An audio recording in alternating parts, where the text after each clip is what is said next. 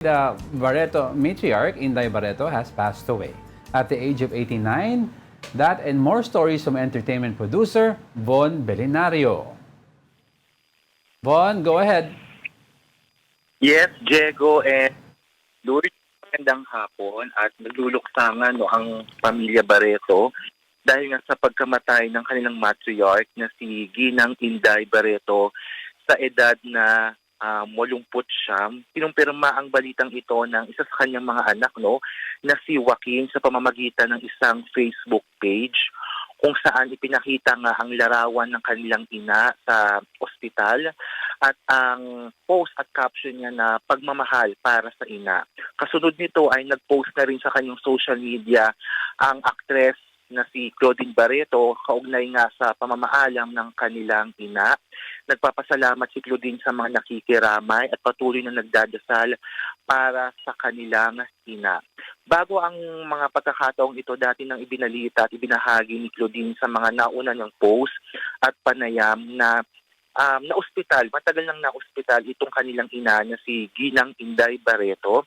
Na-ospital siya sa isang ospital nga sa BGC at na-transfer sa intensive care unit hanggang sa pumanaw na nga ito. Wala pang detalye sa eksaktong kung paano o bakit na namatay si Ginang Barreto at wala pa ring detalye tungkol sa burol ng Barreto matriarch. Lord, Diego? Yes, any details sa wake o burial? Yes. Diego, Lord, wala pang impormasyon mula sa Barreto family o pati kay Claudine kung saan ang wake of burial ni Ginang Inday Barreto. Pero normally kasi sa showbiz events o kahit hindi man showbiz events, kapag may mga wake of burial, yung mga first few nights nito ay pribado muna sa pamilya. So wala pa tayong nakukuhang detalye kung bubuksin ba sa publiko ang burol ni Ginang Barreto. Lord and Diego? Naalala ko noon yung sa wake ng father nila, no? Yeah. Oo. Dumating din ang presidente noon, naalala ko. Yes. Oo. So, abangan na lang yung sa... At itong si, Yes. si Inday Barreto, si Mami Barreto ay very, nag-express ng kanyang opinions no papa-interview. Yes. Sa media. Correct. Tuwing may mga issues tungkol sa anak niya. Tama ba, Bon? Tama ka dyan, Lord. Ang pinaka-recent niyang na talagang viral at trending, Lord at Diego, noong nakaraang taon lang, taon October 2021, but sa panayam ni OG Diaz kay Inday Barreto, doon niya ibinahagi yung naging reaksyon na kanyang anak na si Claudine Barreto sa kanyang strange husband na si Raymond Santiago, pati na rin between Claudine, Gretchen, and Marjorie. Yun yung so far pinakahuling public appearance ng Barreto matriarch kung saan ibinahagi niya ang kanyang saloobin tungkol nga sa family dynamic nila, sa mga issues sa pagitan ng kanyang mga anak. At syempre, Lord, and yet, kilala itong si Mami Inday sa showbiz, talagang matapang at naglalabas ng kanyang patungkol sa kanyang pamilya, patungkol niya sa kanyang mga anak, tungkol kung mayroong mga issue na umiipot sa kanilang pamilya. Lord, Diego? Abangan natin yan. Pero eto, mainit to. itong next topic na to, painit ng painit at dumadami yung mga tanong.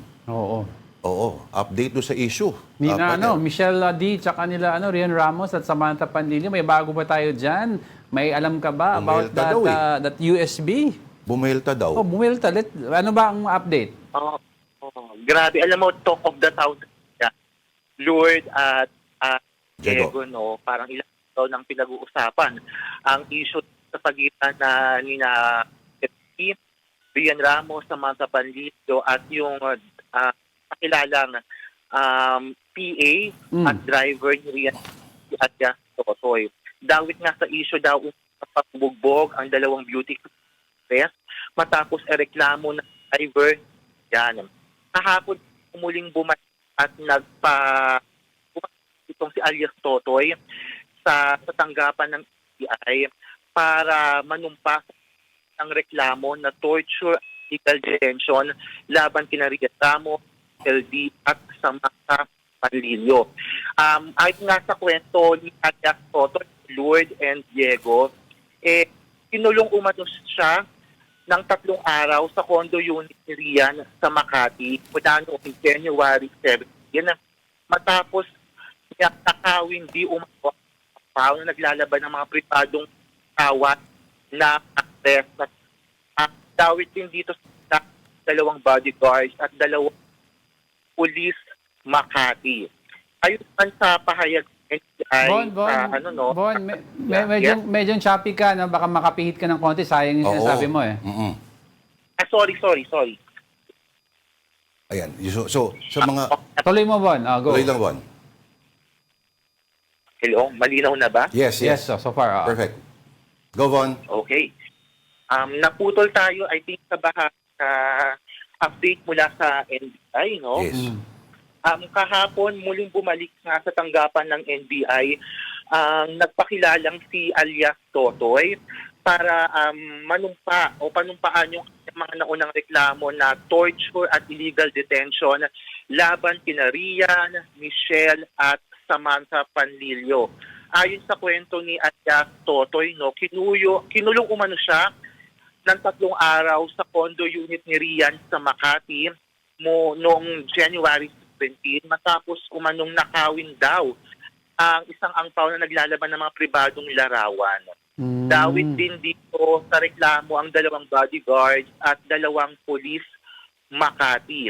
Sa ngayon, sa pahayag din ng NBI sa media, naghahanap ng mga ebidensya katulad ng CCTV at ibang salaysay para malaman talaga kung ano nangyari, no? At meron ba talaga nangyaring illegal detention and torture. Sa bahagi naman o sa panig naman nila Michelle D. at Rian Ramos, sinabi ng kanilang kampo at pinabubulaanan ng kanilang kampo ang mga naging pahayag at reklamo na nagpakilalang si alias Totoy. Sabi ng abogado ni nila Rian at Michelle D., mukhang questionable raw talaga yung naging pahayag dahil unang-una, nasa Iloilo daw noong January 17 si Michelle D. para dumalungano sa Miss Iloilo pageant. At nagtataka rin daw sila sa naunang statement nitong si alias Bato dahil hindi daw kapatipaniwala yung kinikwento niyang tumalon siya from 39th floor hanggang 25th floor tapos may pinuntahan pa daw condo unit hanggang nakawala at nakatakas hanggang doon sa kalsada. Parang masyado daw incredible yung ganitong statement. No? Naghihintay sila ng detalyado pang pahayag tungkol nga sa mga naging revelasyon di umano ni alias Totoy. Von, ito bang si Totoy supposedly nung kinuha yung mga pictures ay nagde-demand ng ransom money. Nangihikil ba siya? May hinihikil Blackmail. ba siya? Nang ba-blackmail in exchange for the photographs? Walang ganong report o pahayag sa media ang NBI, Lourdes and Diego. Sa katunayan, bago yung mismong reklamo ni alias Totoy sa NBI, una na nagpa-blatter itong ang si Michelle D. sa Barangay Ordaneta sa Makati dahil umano sa pananakit at pagnanakaw nga nito ni alias Totoy sa kaibigang si Rian Ramos. Ang nakitang motibo ngayon dito ayon sa mga ulat, ito yung paghihiganti ni alias Totoy sa ginawang reklamo o ginawang pambablatter ng kampo nila Michelle D. at Rian Ramos. Okay, Ngayon ang balak ng kampo nila Rian at Michelle D. ay magsampa ng libel at magsumite ng ilang pang salaysay kapag nakuha nila yung kopya ng subpoena mula sa NBI. Yung mga nagde-defend Lourdes, naman, Diego? yung nagde-defend naman, mga kaibigan ni Michelle, nasa Iloilo daw nung nangyari yon supposedly. Diba? Yeah, Yes. May mga nilalabas pa mga videos. May mga photos, may mga photos na naglalabas, may videos na nag-participate talaga si Michelle D. dun sa Miss Iloilo pageant noong January 17. Kabilang nga sa nag-post niyan yung shoe designer at kaibigan din ni Michelle D. na si Jojo Bragais at ilan pang mga kaibigan ng beauty queen. Lourdes, Diego? May oras pa ba tayo magtanong na iba pa? Look, may kinalaman pa rin dito kasi ewan ko napanood ba yung interview kahapon sa yung taga VACC. Na nilapitan daw sila supposedly nitong si alias Totoy. At umabot pa raw ng Samar supposedly yung pag-retrieve all the way to Yung Samar. USB, no? Ito ba yung ampaw? Tsaka yung USB, oo. Parang Totoo ba yun? tas may worth 30 million daw ang laman nung kung ano man ang ibig sabihin nung ampaw na yun, yung USB na yun. Ito is according to the VACC head, ano? So, Yes. masalimuot ito. Napanood din natin yan, no? Napanood din natin yan, Lloyd and Diego, yung ipanaglam nga ng kay Manong Ted sa Ted Python and DJ Chacha.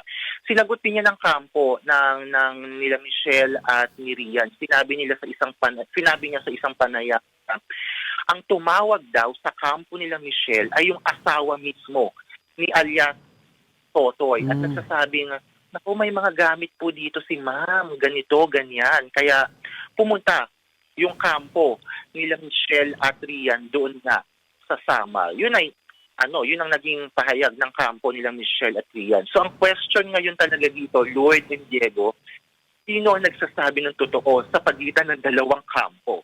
Talagang merong he says, she says, talagang may mga sagot sila sa bawat aligasyon ng bawat isa. Lloyd, Diego, kaya yun ang aabangan natin. For sure, mahaba-haba pang kwentuhan at usapin ito dahil may sagot ang bawat isa sa bawat aligasyon ng isa't isa. Tatanggapin namin ang alok mo ng kwento at magdala ka ng mga malalamig na bote dito. Von Belenario, ang ating entertainment producer. Maraming salamat. Thank you, Von. And great to hear you again, Von, on this show. Happy weekend, Von. Happy weekend, Lloyd and Diego.